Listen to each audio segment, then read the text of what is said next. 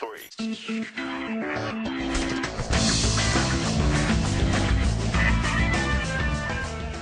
Hey everyone, welcome to the Idiomatic Top 3. With Nicholas, I am the gaming correspondent for Idiomatic. And I am Dimitri, editor-in-chief of Idiomatic and movie critic. Which puts me at a disadvantage because I'm not really much of a gamer. But anyway, we're going to talk about the most overrated games that from the 16-bit era and maybe 64-bit as well, you know. Yeah.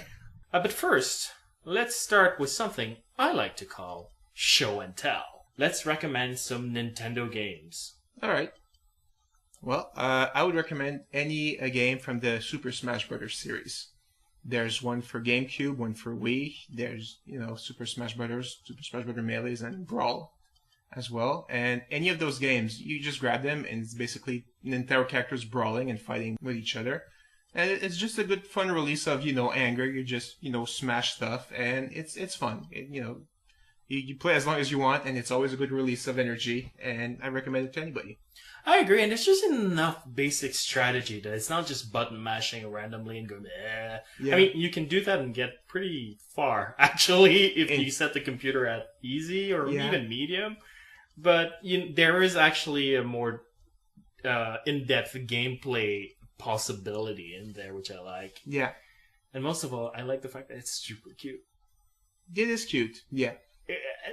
I find it's easier to get release out of that sort of violence, like let's beat the crap out of my friend's character or whatever, when they're super cute, because I don't even have to take it the least bit seriously, so I can just pound on the other guy. Yeah. Yeah, it's pretty much the complete opposite of Mortal Kombat, which is just, let's try and be, as gory and bloody as possible. No, this is just, little cartoon characters fighting each other. They don't feel pain. It's okay. Mortal Kombat works for me because it's the other extreme, where it's like, it's gone so violent and silly that it's just funny. Okay. So I can play a thing and break my friend's arm, like, not his actual arm, but his character's arm, and just go like, I can do this. Now you can get mashed by this machine in the background with the interactive backgrounds and whatnot. Whereas with Smash Brothers, it's sort of like, I just want to Pikachu the crap out of you right now is what I want to do. That could sound dirty, but okay. Especially when Mario gets the hit, he goes like, whoo, woo. Anyway, great recommendation. Yeah. What is yours? My recommendation is actually a game with a character that is featured in Smash Brothers. Okay. I'm going to recommend Kirby's Epic Yarn for the Wii. All right. I'm totally hoping they do a sequel on the Wii U. It's Kirby. We all know Kirby. He's a big pink cloud that absorbs things by sucking them in. Yeah. And then gains their powers. And Epic Yarn sort of throws that all away and it turns him into a ball of yarn. Okay. Or rather, just that one thread. A thread of yarn, circle around or something? Yeah, circle. That looks like Kirby, essentially. And all the characters are thread, and he's moving across patterns and whatnot. And, he can pull on buttons to move the background and change the environment. Oh, that's really cool. Yeah, and when he beats enemies, he's sort of like, he throws his own thread, and it attaches onto the threads of the enemy, and he pulls them out. Wow. It's really cute, and the thing is, the gameplay is really neat, because it's one of the few games that uses the Wii Remote in a way that isn't obtrusive. Like, a lot of times they want you to do the platform thing with the buttons as if it's a standard controller, and then once in a while, like, lift your controller in the air. Yeah, to jump higher, Yeah. This is, yeah. Which is, I find really annoying, because I tend to move my controller anyway. Yeah. Whereas this, what they do is that, once in a while, Kirby will gain a special ability that demands that you use your controller in a completely different way, which uses the Wii Remote. So it feels more like, varied gameplay rather than obtrusive gimmick into an established gameplay. Gimmick is the right thing for certain games, yeah, because you're playing normally and all of a sudden, just once every 5 minutes, use the Wii Remote. And you're like, oh, really? And then go back to playing normally for 5 minutes. But yeah, what you're describing sounds a lot like, hey, change it once in a while and don't just use it for one thing and then move over. Just use it for a while in that way. That sounds good. I guess it's a good time to get into our conversation proper. What is your pick for overrated old school game? Well, I'm going to start with Star Fox. It was like the big 3D with the FX chip or whatever it was called, and you could see things in 3D. And that game it didn't look 3D. It was still 2D. I don't care what people say. It was just a bunch of polygons. You know, your ship was a polygon. You shot a bunch of polygons. The gameplay was just boring. Your ship was very not maneuverable. You didn't have any control. At one point, you were supposed to save your friends. You couldn't see what was happening on the screen. It really was a very bad game for me. Yeah, no, that's a great pick. I couldn't have picked a better one myself. Probably one equal to it. By which I mean that's my number 3 pick as well. But the controls were absolute crap because the plane would never bloody do what you wanted to do. And that's largely to do with the graphics that were a little bit too slow. They kept skipping frames, so you didn't know what the hell was going on after. Like, if you were a moderately fast and reactive player, then it's like you couldn't follow the screen anymore because the screen couldn't follow your controls. That's true. I remember playing that, and you know, after a while, you pass the first level, and you're like, okay. Then the second level gets worse, and then you're in space, so there's even more stuff moving. You're like, okay, this is not going for me. And it's like it amazes me that Pokemon got the controversy with the seizures when that game went by without a hitch with kids, because that thing, like, I'm not epileptic or anything, and like that thing drives me absolutely bananas. Which leads to your second pick, I guess. All right. Mine is a little bit past the 16-bit era. Cataclysm. Worlds of Warcraft Cataclysm, or as most people call it, WoW Cat. Cata. Cata? Cata, because you know they couldn't call it cat. I don't know why. But That would have been so much cooler. It's like WoW Cat. I know, but you know, there's nothing cool about this expansion anyway. So. Oh, well, do tell. The premise is that this time there's a giant dragon called Deathwing that people might remember from Warcraft 2. Deathwing was in hiding, and he came out, and he's basically destroying the world. And that's where the Cataclysm comes from. However, when you look at the world, most of the trouble came from the war between Horde and Alliance. It did not come from the dragons. So, honestly, Cataclysm, yeah, it's a Cataclysm because now people are fighting between each other. You know, Horde versus Alliance, which is always the premise of the game. There's like the Horde, a bunch of races that are the Horde, a bunch of races that are Alliances, and they're separate and they're fighting. So it's a metaphor for 9/11 then. I guess. You have to explain that metaphor though, because I'm kind of slow. The Deathwing Dragon takes down the 2 towers, and then suddenly you have 2 camps, the blue ones and the red ones. Let's just give them arbitrary colors there, and these all start fighting each other, and they sort of just let their own world collapse under its own weight. Yeah, that's a very good metaphor, I guess. The original game, you went from level 1 to 60. The first expansion, from 60 to 70. The second one, from 70 to 80. And then... I'm seeing a pattern. Yeah. And then, somehow they decided, this is, they wanted to break the pattern, so they only did from 80 to 85. And they said, it'll take you about the same time to get from 80 to 85 it took you to get from 70 to 80. We're just going to make the levels longer. And that was total nonsense. It took me 2 days, and I was level 85. How many hours? Do I have to answer that? About 20. 10 hours a day, my God. Yeah. Okay, those were, not very productive days at work. But still, I mean, I don't remember going from level 70 to 80 that fast. It took me a good solid week. But I did play a lot, and there was a lot more to experience.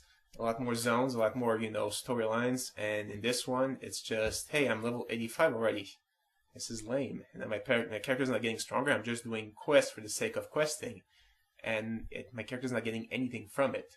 So it was really kind of a disappointment there. All right, I'll go with my pick. Mortal Kombat. That game was super hugely successful. It was like, the alternative to Street Fighter 2. And this game is so lame. Like, first of all, the controls are absolute crap. Yeah. They react super slow, and the combinations are sort of completely counterintuitive.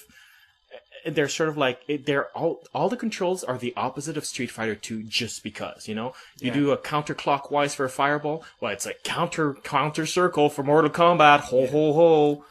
I did not like the block. You have to press block to block, and I like pressing backwards, moving backwards and defending stuff. That was, normal to me. And, having to press a button for block, especially with this Super Nintendo remote that you had to press L and R on you. It's like that was just weird.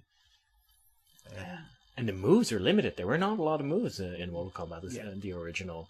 I guess it's fair because every fighter has the same move, but it's also very boring. Yeah, but then at that point, you might as well play that Street Brawl game that used to be on computers, like with the two guys that can only punch and go like stomach or face. Yeah, that's a good point. Actually, that game was more fun to me, but.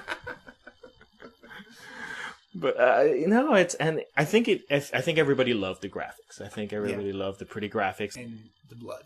The blood was the big thing, which again, Nintendo's decision to release the game without the blood, you're missing half of the point of the game. Actually, Sega Genesis had the blood code. They didn't have the blood originally, but if you knew the secret code, you could play with blood.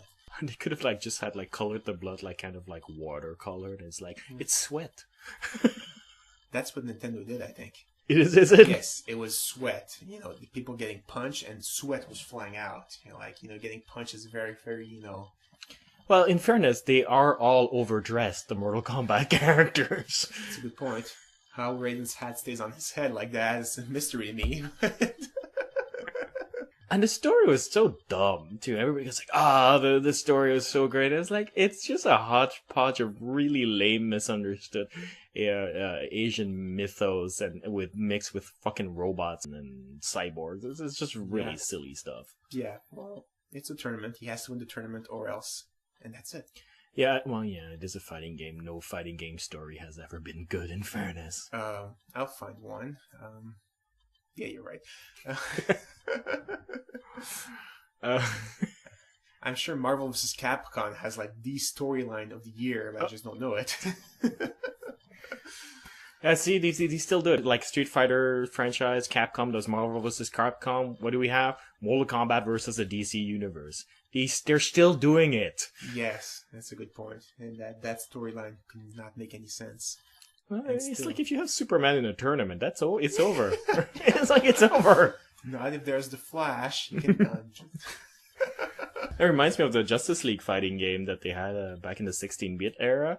It's you could pick characters of the Justice League, but there were no bad guys. So it was Justice League members fighting one another for X, Y, Z reason.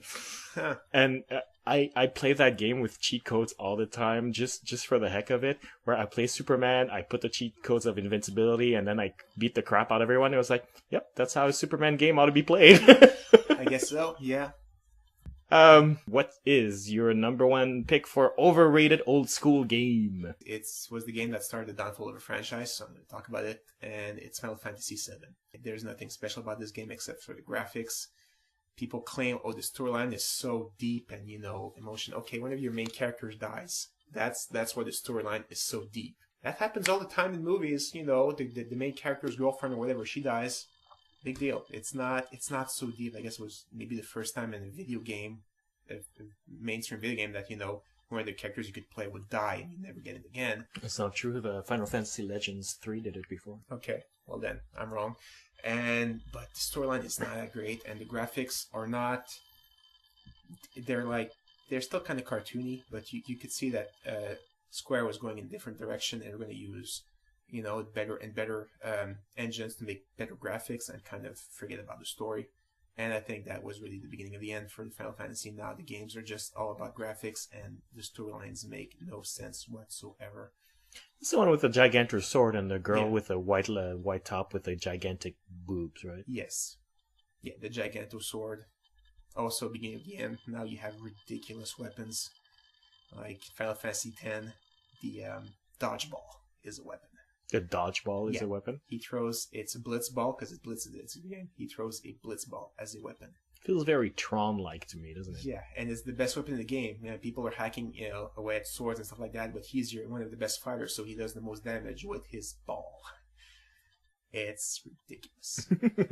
I always laugh whenever gamers say that a video game has an amazing story, because what a load of crap. I have yet to see a single video game that has a great story. I think it has nice plot twists. I think Shadow of the Colossus, for example, has a nice final plot twist. That is still not a story. And I don't blame video games for that. I don't think story is that important for a video game. But every time a gamer says it has a great story, it goes like, how can you have a great story when, the player controls the main character instead of the storyteller? You know what I mean? Yeah, but you have to follow certain levels that get you through certain things. I don't know, have you played Knights of the Old Republic, for example? Well, it's better than the prequels, but, I don't know, I thought it was a good story for a video game. Well, that's it, for a video game. I guess, I would not compare it to Inception, for example. This is what I want to see. I want to see Inception, the video game. That's what I want to see. That game would be unfinishable. Like, what the hell is happening? Where do I have to go? What the... And my favorite part about it is like the first 5 levels involves you meeting people and then having to scroll through like 16 pages of text as they explain the mechanics of the game. Certain games are like that now. That's true. Yeah. So what is your overrated game? Sonic the Hedgehog. Sega's answer to Super Mario, except it's fast and edgy.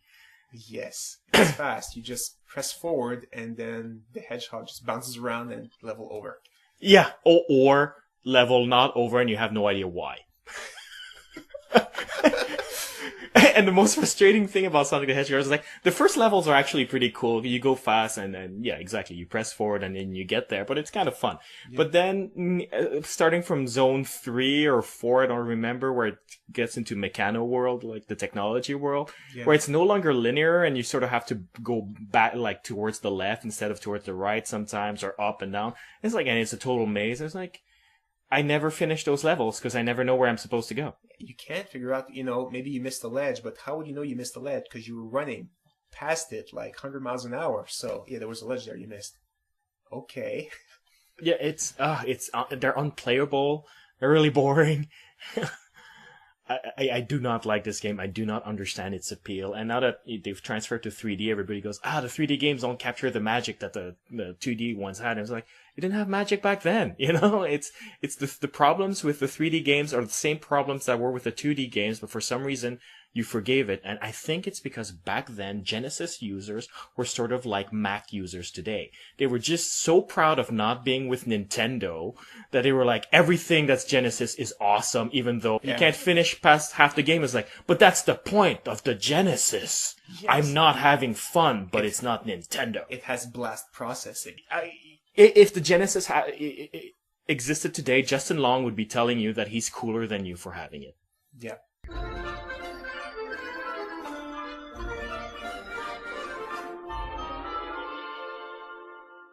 Hey, it's the return of the Electric Boogaloo Factory, which we almost never do anymore because we always run out of time, but we're going to do it this time. For those of you who are new to it, and there's probably quite a few of you, the Electric Boogaloo Factory is when we take a franchise that doesn't deserve a sequel and try to make a sequel off of it. But since we're not talking about movies, we're just going to talk about making an adaptation of whatever we picked in our overrated picks. Well, I chose Final Fantasy VII, and they already made a movie. Advent Children or something like that, so I'm done.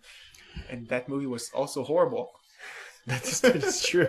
But my other picks was Star Fox, and I guess we are in the age of computer graphics where you can make them pretty ridiculous enough that you could make some movie out of that. Just Star Fox blowing up a bunch of shit to save a princess would be pretty much my story. Does he save a princess in the game? I don't know. He saves Canaria or something like that. I don't know, because it seems to me you're describing Wing Commander with furries. Wing Commanders had furries. Did it? Oh, that's right. They have the cat people thing. Yes. Yeah, you're right. And you could take Muppet Show type, furries. Yes. And the costumes would still be better than Wing Commander. And Matthew Lillard has to play the frog. Like the annoying frog that you always have to save its ass. Yes. Who could be Fox? Let's see. I totally want Hayden Christensen for all the wrong reasons. Like, Star Fox, the command has betrayed us. We have to fight the bad guy on our own. I will not betray the Republic. So what about your overrated ones? Alright, well, they already made 2 Mortal Kombat movies, so obviously I'm not going to go there. Although I will mention that if I had done a Mortal Kombat movie, I totally would have gone the Clue way of having different endings in different theaters where a different person wins the tournament. That'd be interesting. Yeah.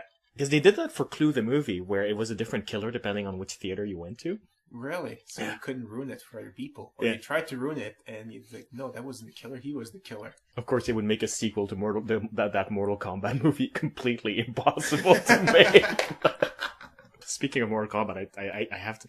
There's a short internet movie by a real filmmaker who did like what he would do with the Mortal Kombat franchise, and he sort of made a real world gritty. Like he tried to do Batman Begins from effing Mortal Kombat. Oh, wow. And it's like the Jax and the Sonya, they're like FBI officers. Baraka is a serial killer who mangled his own face. It's all really silly, all to try to make it grounded in reality. And I'm like, it's Mortal Kombat. It's like the game is so off reality they can't even spell combat right. Like for heaven's sake. Anyway, but the other overrated movie that I picked was Sonic the Hedgehog, which, as I mentioned, is Genesis's answer to Mario. So, in keeping with that theme, I think we should make the movie called, just Sonic the Hedgehog in inexplicably metal font. And it will be about two ordinary guys, Sonic and Tails. They're just normal Joes who get sucked in to a world where man evolved from hedgehogs instead of, sapiens. Yeah. And there's this evolution ray that might turn them into goo, and they put on metallic boots that make them go really fast, You can't have Dennis Hopper say the bomb, so that movie would blow. That's you. Who would be Dr. Robotnik? I didn't think of that. I'm thinking Robert De Niro, personally. I'm thinking Danny DeVito. He has No, the shape, so... That is true. Danny DeVito it is. And, since hedgehogs are mostly from Eurasia and Africa, like that's where they come from, the Sonic should totally be played by an Australian actor. Completely. And that's my Sonic the Hedgehog movie. I'd go and see that. Yeah, well, you're not dragging me to it. You're not going to go and see your own movie? Nope. Well, that's it for us, I guess. Yep. Thank you for listening. If you, please share with us your overrated and underrated, video games. We sure would appreciate it. And if you have any questions, comments, You can write us at mail@idiomanic.com or post a comment right below the episode at idiomanic.com. Yep. See you next week.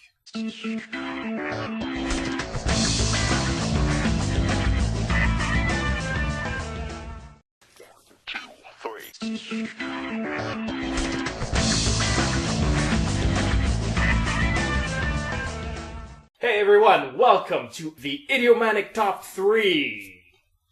With Nicholas, I am the gaming correspondent for Idiomatic. And I am Dimitri, editor-in-chief of Idiomatic and movie critic.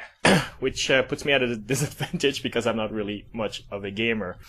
But anyway, we're going to talk about the most overrated games that from the 16-bit era and maybe 64-bit as well. Yeah. But first, let's start with something I like to call show and tell. Let's recommend some Nintendo games. All right. Well, I would recommend any game from the Super Smash Bros. Series. There's one for GameCube, one for Wii. There's, Super Smash Bros., Super Smash Bros. Melees, and Brawl as well. And any of those games, you just grab them, and it's basically Nintendo characters brawling and fighting with each other. And it's just a good, fun release of, anger. You just, smash stuff, and it's fun. You play as long as you want, and it's always a good release of energy, and I recommend it to anybody. I agree, and there's just enough basic strategy that it's not just button mashing randomly and going, eh. Yeah. I mean, you can do that and get pretty far, actually, if you set the computer at easy or even medium. But there is actually a more in-depth gameplay possibility in there, which I like. Yeah. And most of all, I like the fact that it's super cute. It is cute, yeah. I find it's easier to get release out of that sort of violence, like let's beat the crap out of my friend's character or whatever. That's really cool. Yeah, and when he beats enemies, he's sort of like, he throws his own thread and it attaches onto the threads of the enemy and he pulls them out. Wow. It's really cute. And the thing is, the gameplay is really neat because it's one of the few games that uses the Wii remote in a way that isn't obtrusive. Like a lot of times they want you to do the platform thing with the buttons as if it's a standard controller, and then once in a while, like, lift your controller in the air. To jump higher, Which is, I find really annoying because I tend to move my controller anyway. Yeah. Whereas this, what they do is that, once in a while, Kirby will gain a special ability that demands that you use your controller in a completely different way, which uses the Wii Remote. So it feels more like, varied gameplay rather than obtrusive. Okay. Anyway, good recommendation. Yeah. What is yours? My recommendation is actually a game with a character that is featured in Smash Brothers. Okay. I'm going to recommend Kirby's Epic Yarn for the Wii. All right. I'm totally hoping they do a sequel on the Wii U. It's Kirby. We all know Kirby. He's a big pink cloud that absorbs things by sucking them in. Yeah. And then gains their powers. And Epic Yarn sort of throws that all away and turns him into a ball of yarn. Okay. Or rather, just that one thread. A thread of yarn. Oh, circle around or something? Yeah, a circle. That Okay. looks like Kirby, essentially. And all the characters are thread, and he's moving across patterns and whatnot. And, he can pull on buttons to move the background and change the environment. When they're super cute, because I don't even have to take it the least bit seriously. So I can just pound on the other guy. Yeah. Yeah, it's pretty much the complete opposite of Mortal Kombat, which is just, let's try and be, as gory and bloody as possible. No, this is just, little cartoon characters fighting each other. They don't feel pain. It's okay. Mortal Kombat works for me because it's the other extreme, where it's like, it's gone so violent and silly that it's just funny. Okay. So I can play a thing and break my friend's arm, like not his actual arm, but his character's arm, and just go like, I can do this. Now you get mashed by this machine in the background with the interactive backgrounds and whatnot. Whereas with Smash Brothers, it's sort of like, I just want to Pikachu the crap out of you right now is what I want to do. That could sound dirty, but okay. Especially when Mario gets the hit, he goes like, "Hoo, hoo, hoo."